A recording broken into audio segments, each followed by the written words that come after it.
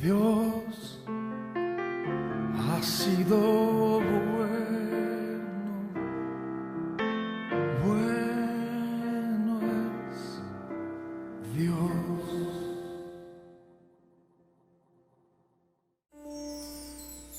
Padre Celestial, queremos darte gracias, Señor, por la bendición que nos permites tener al escuchar tu palabra. Queremos pedir y entregar este tiempo a ti. Guíanos, háblanos, muéstranos lo que nosotros necesitamos escuchar y saber, Señor. Pedimos tu bendición. Oramos en el nombre de Cristo Jesús. Amén. Muy buenos días. Gracias por acompañarnos. Gracias por estar aquí. Tomen asiento, por favor. Bienvenidos también a las personas a los hermanos que están conectados con nosotros. Quiero pedirle, por favor, que pueda abrir su Biblia en Primera de Pedro capítulo 1. Primera de Pedro capítulo 1. Vamos a hacer un resumen de todo lo que aprendimos en esta carta. Primera de Pedro capítulo 1. Aprendimos 21 mensajes. El primero de ellos se llamaba Elegidos para sufrir. Primera de Pedro, capítulo 1, el verso 1 dice: Pedro, apóstol de Jesucristo, a los expatriados de la dispersión en el Ponto, Galacia, Capadocia, Asia y Bitinia, elegidos según la presencia de Dios Padre en santificación del Espíritu, para obedecer y ser rociados con la sangre de Jesucristo, gracia y paz os sean multiplicadas. Como usted puede observar en los versículos, el autor de esta carta es Pedro. El grupo de creyentes a los que él dirige son personas que están expatriadas en la dispersión. Socialmente están expatriados, políticamente están dispersos, y la razón es porque están experimentando la persecución liderada por Nerón, quien había quemado la ciudad de Roma y estaba culpando a los cristianos. Ese 9 de julio del año 64, 2/3 de la ciudad se habían quemado, 600,000 hogares habían sido destruidos, y Nerón culpó a los cristianos y empezó a perseguirles, capturándoles y quemándoles vivos. Por tal motivo, muchos creyentes que vivían en Roma tuvieron que salir huyendo de la ciudad para salvar sus vidas. A estos creyentes que estaban pasando por una tremenda persecución, el apóstol Pedro les va a decir que hay esperanza en medio del sufrimiento. El versículo 3 nos habla de una salvación grande y nos dice: bendito el Dios y Padre de nuestro Señor Jesucristo, que según su grande misericordia nos hizo renacer para una esperanza viva por la resurrección de Jesucristo de los muertos, para una herencia incorruptible, incontaminada e inmarcesible, reservada en los cielos para vosotros, para que, sometida a prueba vuestra fe, mucho más preciosa que el oro, el cual, aunque perecedero, se prueba con fuego, sea hallado en esperanza, gloria y honra cuando sea manifestado Jesucristo. Usted puede observar que se habla de una esperanza, se habla de una herencia incorruptible, incontaminada e inmarcesible. A través de esas palabras, el apóstol Pedro está describiendo la salvación que se nos ha dado. Y les está diciendo a estos creyentes que a través de la persecución ellos pueden perder muchas cosas, incluso su vida, pero algo que ellos no van a llegar a perder es esa maravillosa y esa grandiosa salvación que Dios nos ha otorgado. La fe será probada, como dice el texto, pero debemos cambiar nuestra perspectiva y enfocarnos en las cosas eternas. La salvación es una de las cosas eternas. Esa salvación no la perdemos, es nuestra herencia incorruptible, incontaminada e inmarcesible, reservada para nosotros en los cielos, y nosotros debemos pensar y enfocarnos en eso para tener una distinta perspectiva a la hora de enfrentar los problemas. El apóstol Pedro nos va a hablar de una vida de santidad.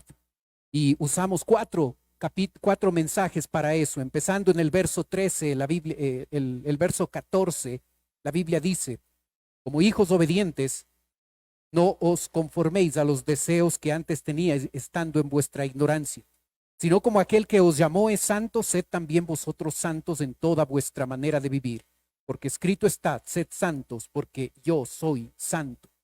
Animados por esta grandiosa salvación, animados por esta tremenda bendición que Dios nos ha dado, el escritor nos impulsa a vivir una vida santa, una vida en santidad que debe afectar no ciertas áreas de nuestra vida, debe afectar toda nuestra vida, toda vuestra manera de vivir. Ahí debemos nosotros observar santidad en el día a día. Vimos otro mensaje acerca de santidad, verso 17. Y si invocáis por Padre a aquel que sin acepción de personas juzga según la obra de cada uno, conducíos en temor todo el tiempo de vuestra peregrinación, sabiendo que fuisteis rescatados de vuestra vana manera de vivir, la cual recibisteis de vuestros padres, no con cosas corruptibles como oro o plata. Pedro continúa hablándonos de la santificación y nos advierte que Dios va a juzgar a cada persona. Muestra que nuestra vida es una peregrinación, así es que no debe sorprendernos lo que sucede, y nos muestra que esa posibilidad de vivir en santidad fue conseguida por Dios. Nosotros no llegamos a ser santos porque nos esforzamos por serlo. Y aunque hay una responsabilidad en nuestra voluntad y en lo que nosotros debemos hacer, el texto es claro de que Jesucristo nos rescató de vuestra vana manera de vivir y Él nos ha dado la posibilidad de que usted y yo podamos vivir vidas santas que le agradan a Él. El verso 22 continúa hablándonos de santidad y nos dice, habiendo purificado vuestras almas por la obediencia a la verdad, mediante el Espíritu para el amor fraternal no fingido, amaos unos a otros entrañablemente de corazón puro. Habiendo purificado vuestras almas por la obediencia a la verdad, nos está diciendo, ustedes recibieron a Cristo mediante la obra del Espíritu Santo. Una vida de santidad no es una vida que el término santidad no solo es un término teológico, debe afectar nuestra forma de vivir y la forma de vivir en ustedes debe cambiar y deben llegar a amar fraternalmente. El amor es una característica exclusiva para creyentes. El incrédulo no tiene la capacidad de amar como la Biblia dice. El creyente recibe esa capacidad cuando recibe a Cristo como Salvador personal, y ahora esa vida de santidad debe caracterizarse por un amor fraternal, un amor no fingido, un amor entrañable, un amor de corazón puro. La santidad se debe ver, se debe expresar, se debe sentir, se debe observar de nuestra parte hacia otros con un amor no fingido, con un amor real como el que Dios nos tiene. Capítulo 2, verso 1, Pedro continúa hablándonos de la santidad y nos dice, desechando pues toda malicia, todo engaño, hipocresía, envidia y todas las detracciones, desead como niños recién nacidos la leche espiritual no adulterada para que por ella crezcáis para salvación, si es que habéis gustado la benignidad del Señor. Para que una persona pueda caminar en santidad, necesita alimentarse de la palabra de Dios. Y no una lectura de 5 minutos apurados de la Biblia. Nosotros debemos llegar a tener el deseo de la palabra de Dios, el anhelo por la palabra de Dios, y se compara ese anhelo como un niño recién nacido que anhela la leche espiritual, que desea la leche de su mamá, que necesita ser alimentado.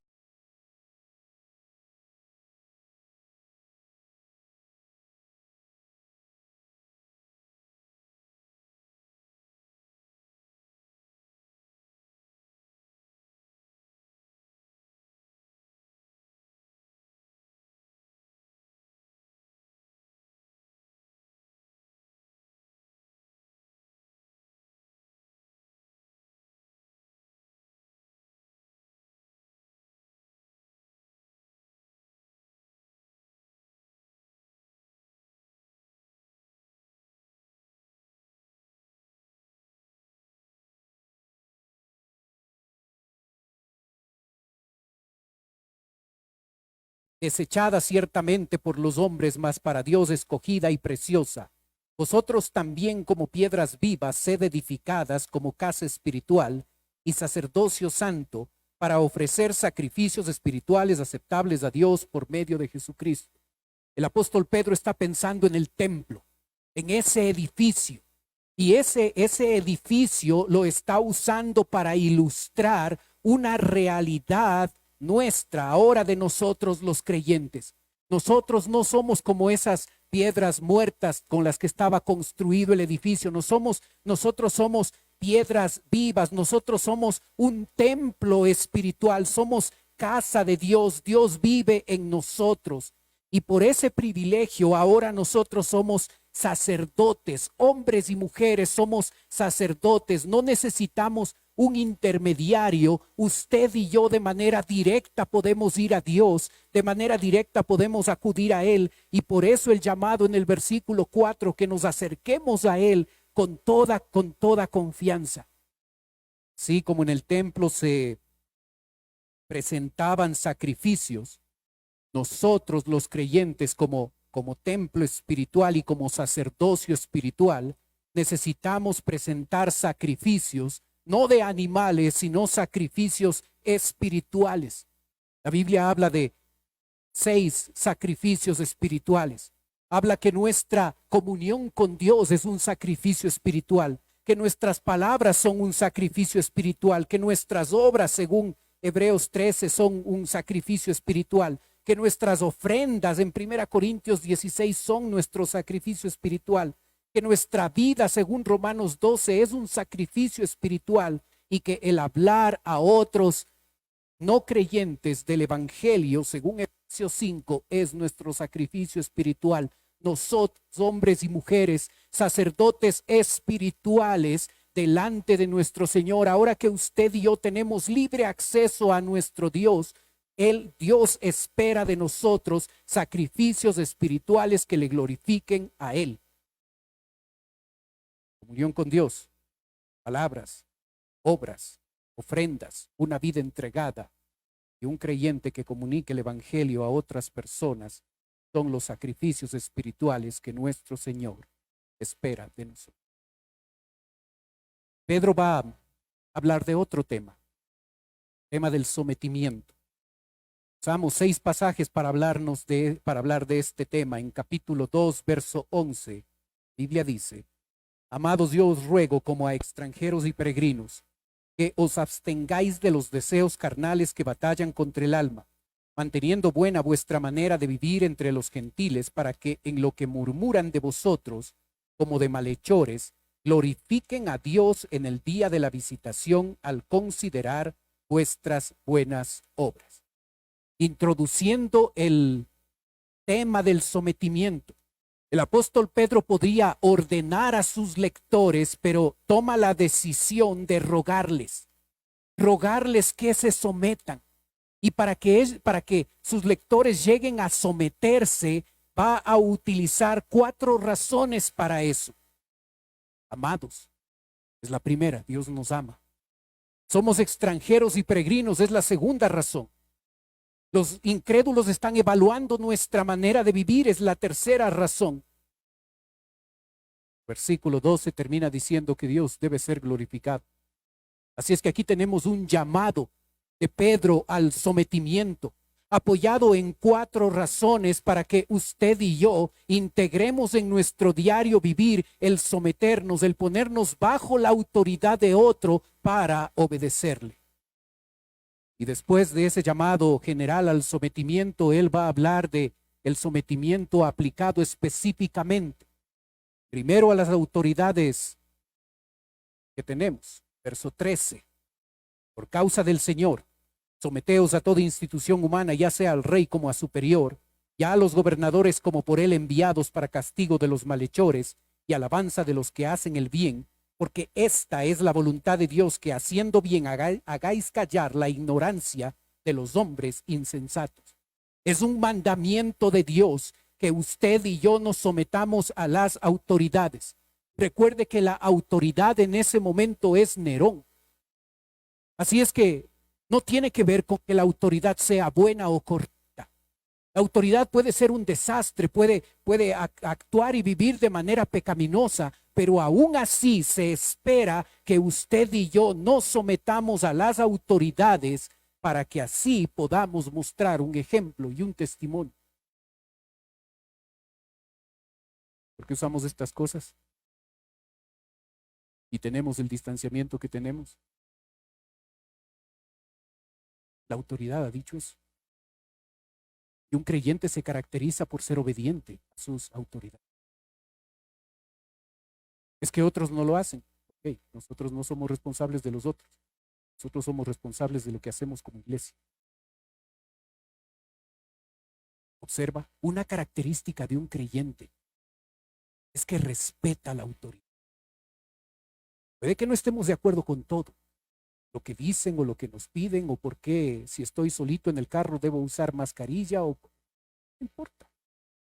Un creyente agrada a Dios, decide someterse a la autoridad. En verso 18 se nos habla de nuestro sometimiento a las autoridades que tenemos en nuestro trabajo. El texto dice: criados, estad sujetos con todo respeto a vuestros amos, no solamente a los buenos y afables, sino también a los difíciles de soportar, porque esto merece aprobación, si alguno a causa de la conciencia delante de Dios sufre molestias padeciendo injustamente. Criados, estad sujetos a los amos, con respeto, no solamente a los buenos y afables, sino también a los difíciles de soportar. Dios espera que usted y yo nos sometamos a nuestros jefes. Dios desea que nosotros lleguemos a obedecerles. Debemos, un jefe que no es afable y apacible puede ser difícil. Un incrédulo que no entiende la palabra de Dios y trata de mala manera a sus empleados, va a ser difícil someterse a ellos, pero cuando un creyente se somete aún a esos jefes difíciles, está estableciendo un testimonio, está mostrando que no reacciona y no actúa como el resto de empleados, sino está actuando como un creyente debe hacer. El capítulo 3, verso 1, nos habla de este sometimiento ahora de parte de las esposas y nos dice: asimismo vosotras, mujeres, estad sujetas a vuestros maridos, para que también los que no creen a la palabra sean ganados sin palabra por la conducta de sus esposas, considerando vuestra conducta casta y respetuosa. Vuestro atavío no sea el externo de peinados ostentosos, de adornos, de oro o de vestidos lujosos, sino el interno, el del corazón, en el incorruptible ornato de un espíritu afable y apacible, que es de gran estima delante de Dios. Dios espera que la esposa se someta a su esposo. Y aquí utiliza un ejemplo de un esposo que no es cristiano. Y aunque la esposa debe y puede hablarle de Cristo, el enfoque, la estrategia de la esposa no debe estar basada primariamente en su hablar, sino debe estar basada primariamente en su vivir, para que los que no creen a la palabra sean ganados sin palabra por la conducta de sus esposas. La conducta, el comportamiento de una esposa tiene un peso, un testimonio tremendo que va a chocar con la vida de un esposo incrédulo y puede llevarle a los pies de Cristo. Lo compara con el arreglo personal y habla de ese atavío, de esa vestimenta externa, y habla de esa vestimenta interna. Y a veces las mujeres pueden enfocarse tanto en lo externo que se olvidan de arreglarse internamente. Y la parte interna que debe ser arreglada es ese espíritu afable y apacible que es de gran estima delante de Dios. Cuando tu esposa tratas bien a tu esposo, cuando eres afable, cuando eres tranquila, cuando no eres peleona, cuando no eres complicada, cuando no haces problema por todo, estás causando un impacto en la vida de tu esposo. Y Dios espera eso. El verso 7 habla del sometimiento que los esposos debemos tener. Y nos dice: vosotros maridos igualmente vivid con ella sabiamente, dando honor a la mujer como a vaso más frágil, y como a coheredera de la gracia de la vida para que vuestras oraciones no tengan estorbo. Nosotros, esposos, igualmente debemos vivir, debemos convivir. La convivencia es importante en el matrimonio. Ese compañerismo es la forma en que tú y yo, como esposos, nos sometemos a nuestras esposas. Luego dice, como vaso más frágil, comprensivos de las diferencias que hay. Somos coherederos de la gracia de la vida, no, delante del Señor somos iguales. Pero debemos ser comprensivos y debemos ser caballeros porque ellas son vaso más frágil.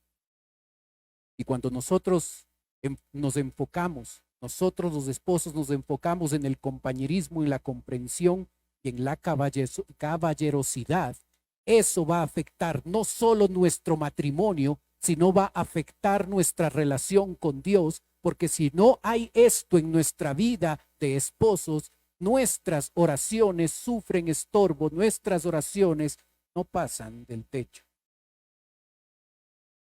Hablándonos del sometimiento, ya de manera general, unos a otros.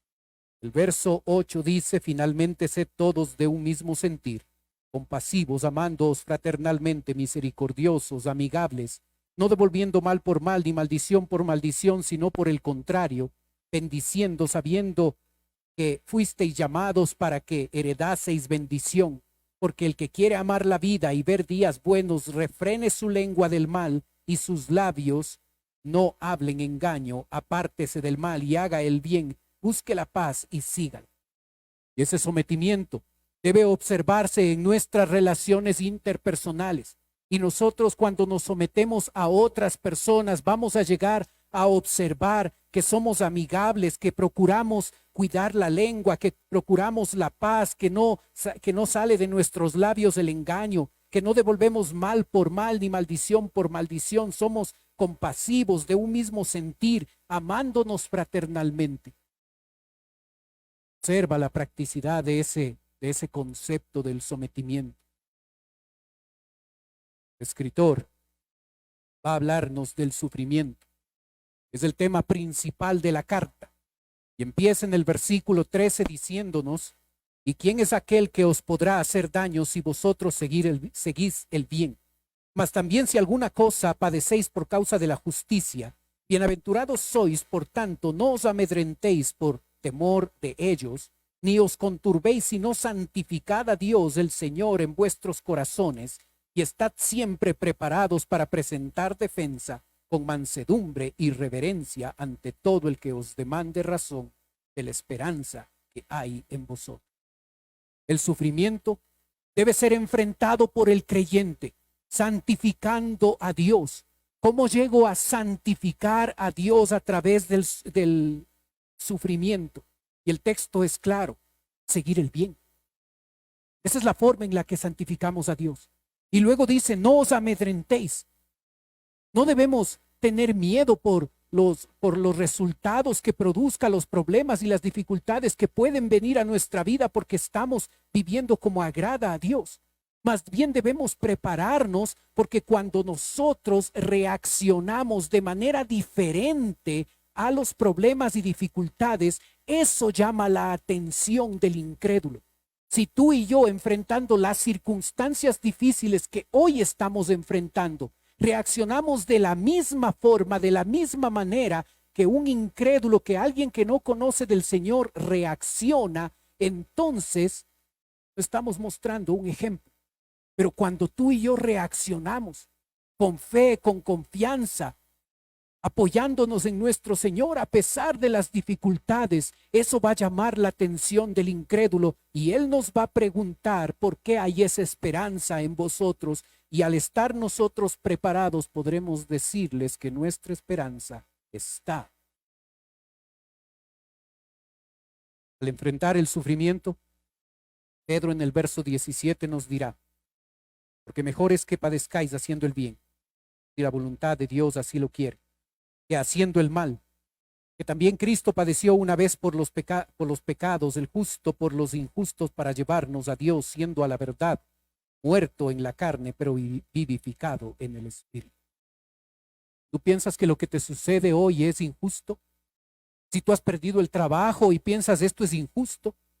Si tú estás ganando menos en tu empleo y piensas esto es injusto. Si se ha muerto un familiar, un ser querido, un amigo y tú dices esto es injusto. Recuerda a Cristo. Él padeció injustamente. Y él tuvo la perspectiva adecuada, la actitud adecuada. Y lo hizo por amor a nosotros, y nosotros como seguidores de él debemos tomar de su ejemplo, debemos seguir ese ejemplo, y aun cuando nuestros padecimientos hoy sean difíciles, nosotros debemos seguir el ejemplo de nuestro Dios. Capítulo 4, verso 1, continúa hablando del sufrimiento. Va a decir que necesitamos cambiar nuestra manera de pensar. El texto dice, puesto que Cristo ha padecido por nosotros en la carne, vosotros también armaos del mismo pensamiento.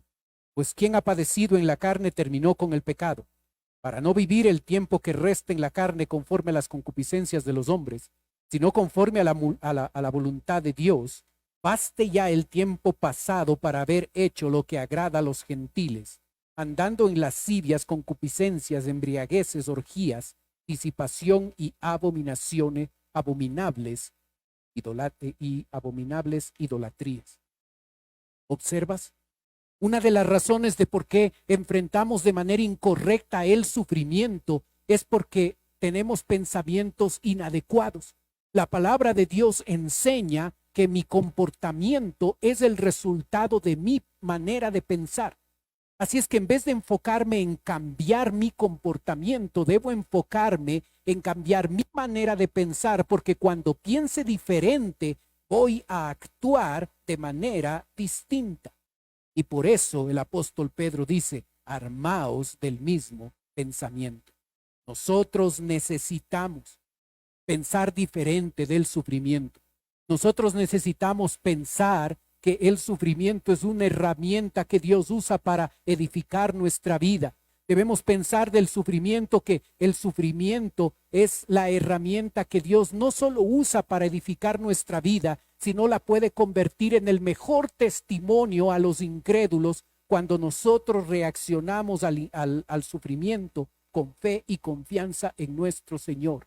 Si no cambias tu manera de pensar, el sufrimiento continuará siendo algo horrible, algo inútil. El verso 7 nos da principios prácticos de cómo una persona que tiene una mentalidad distinta del sufrimiento debe actuar. El texto dice más, el fin de todas las cosas se acerca. Está hablando de la segunda venida. Sed pues sobrios y velad en oración. Y ante todo tened entre vosotros ferviente amor, porque el amor cubrirá multitud de pecados. Hospedaos los unos a los otros sin murmuración, cada uno según el don que ha recibido. Ministrelo a otros como buenos administradores de la multiforme gracia de Dios. Una persona que entiende bien el sufrimiento y que se enfoca en la segunda venida de Cristo, lo que va a ser una persona que vela en oración. Una persona que ama a otros, una persona que llega a usar sus dones espirituales para servir a otros. Hermano, hoy más que nunca necesitamos orar a Dios. Necesitamos amar a otros de manera práctica, de manera tangible. Debemos llegar a ministrar a otros. No debemos usar las circunstancias que hoy estamos enfrentando como texto para alejarnos de Dios, alejarnos de la iglesia, alejarnos de la palabra, alejarnos de la oración, alejarnos del servicio a Él. Más bien todo lo contrario, debemos ser sobrios y velar en oración. Debemos ministrar los unos a los otros como buenos administradores de la multiforme gracia de Dios. Debo involucrarme en el servicio a la iglesia. Debo discipular a otros. Debo estar sirviendo a Dios. La persona que entiende el sufrimiento va a actuar de esta forma. Capítulo 4, verso 12. Nos habla de el sufrimiento otra vez. y nos dice que no deberíamos sorprendernos de él. El texto dice, amados, no os sorprendáis del fuego de prueba que os ha sobrevenido como alguna cosa extraña os aconteciese, sino gozaos por cuanto sois participantes de los padecimientos de Cristo, para que también en la revelación de su gloria os gocéis con gran alegría. Si sois vituperados por el nombre de Cristo, sois bienaventurados, porque el glorioso Espíritu de Dios reposa sobre vosotros. Ciertamente de parte de ellos Él es blasfemado, pero por vosotros es glorificado. Así que ninguno de vosotros padezca como homicida o ladrón o malhechor, o por entremeterse en lo ajeno, pero si alguno padece como cristiano, no se avergüence, sino glorifique a Dios por ello, porque es tiempo de que el juicio comience por la casa de Dios, y si primero comienza por nosotros, ¿cuál será el fin de aquellos que no obedecen el evangelio de Dios? Y si el justo con dificultad se salva, ¿en dónde aparecerá el impío y el pecador? De modo que los que padecen según la voluntad de Dios encomienden sus almas al fiel Creador y hagan el bien. No deben sorprenderse. No debemos sorprendernos de los problemas y de los sufrimientos. Es parte de la vida. Y en vez de sorprendernos, debemos llegar a regocijarnos. Cuando un creyente entiende el sufrimiento y sabe que es un instrumento en las manos del Señor, puede llegar a regocijarse. En el día a día, cuando los sufrimientos son difíciles de enfrentar, de manera práctica lo que nosotros hacemos es encomendar nuestras almas al fiel Creador, que Él tiene cuidado. En medio del sufrimiento,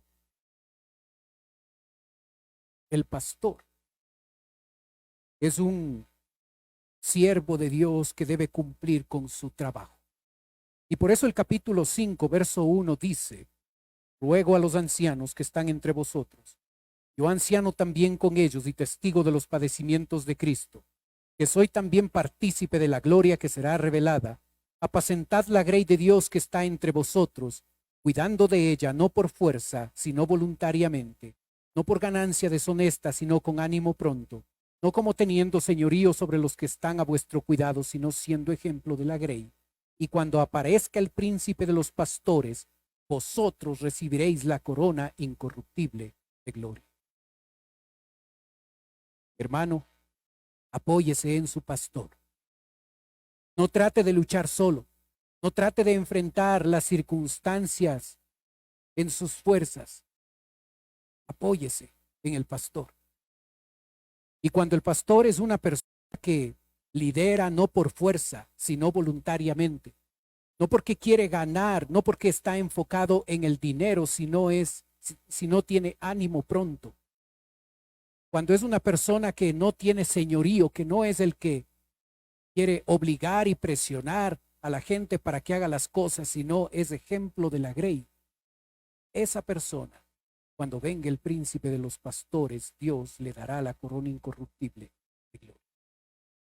El pastor juega un papel importante cuando cumple bien con su papel. Juega un papel importante en el cuidado de las ovejas que están sufriendo, están siendo afectadas por el sufrimiento, por la persecución. Las ovejas deben aprender a manejar la ansiedad. Y el sufrimiento puede llevarnos a tener ansiedad y a manejar muy mala ansiedad. Y por eso capítulo 5, verso 5 dice, igualmente jóvenes, estad sujetos a los ancianos y todos, sumisos unos a otros, revestíos de humildad, porque Dios resiste a los soberbios y da gracia a los humildes.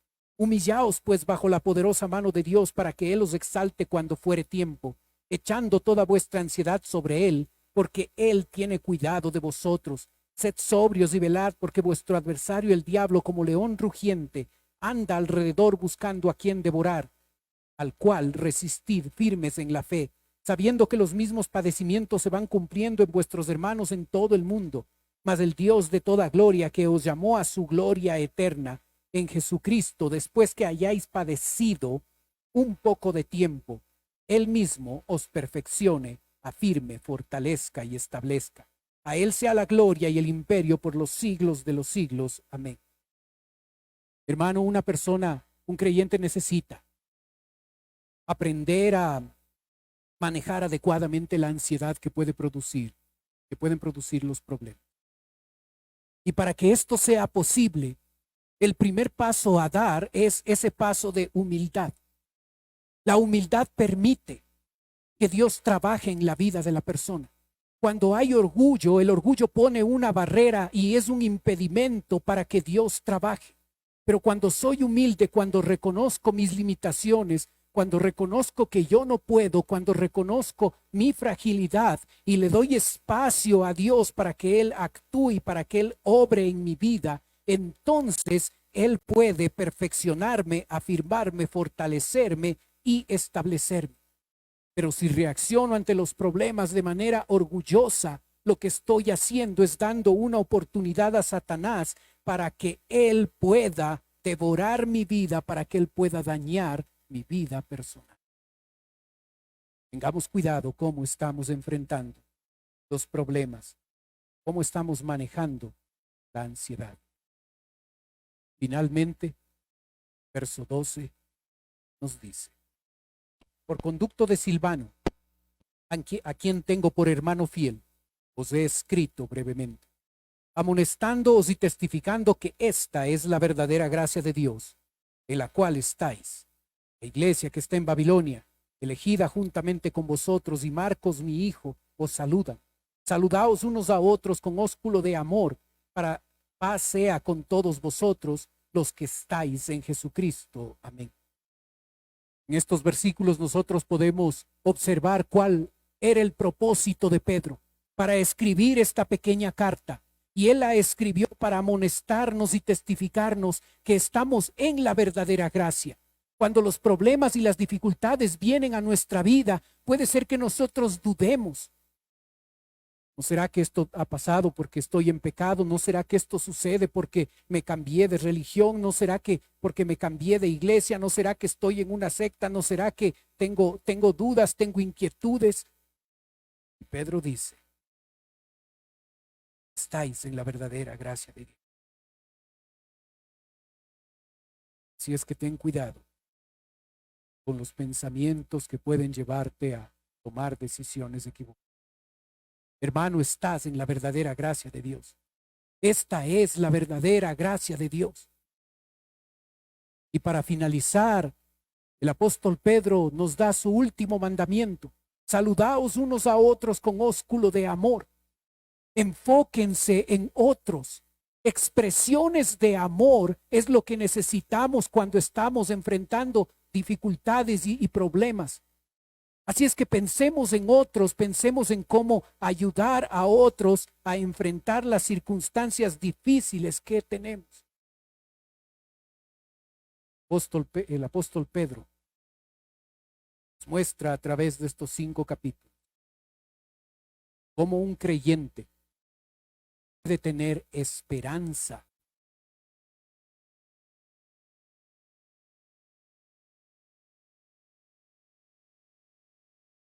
Padre Celestial,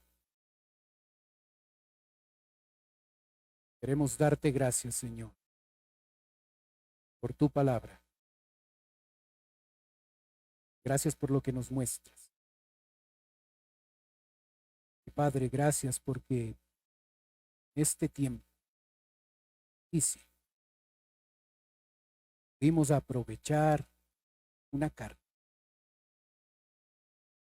que estuvo escrita para creyentes que estaban en momentos. Gracias por la bendición de poder haber estudiado. Gracias, Padre, porque nos has dado esa grandiosa salvación. Podemos perder cosas importantes en nuestra vida: trabajo, un ser querido. Y va a doler y va a afectar, por supuesto, pero gracias porque esa grandiosa salvación, esa herencia incorruptible, incontaminada e inmarcesible, está reservada, está guardada por nosotros. Ayúdanos a enfocarnos en esa salvación tan grande. y ayúdanos a enfrentar estos problemas y dificultades, viviendo vidas santas, viviendo vidas que se someten a la autoridad, viviendo vidas que replican el ejemplo de cómo Jesucristo padeció. Ayúdanos, Señor, a aplicar estas verdades a nuestro diario vivir. Pedimos tú. Mientras usted sigue orando, puede ser que esta mañana nos está visitando alguien por primera vez. Si ese es su caso, y usted quiere permitirnos orar por usted, mientras los demás tienen sus ojos cerrados, usted puede levantar un ratito su mano. Con eso me está diciendo a mí, pastor, vengo por primera vez, ore por mí. ¿Hay alguien así esta mañana?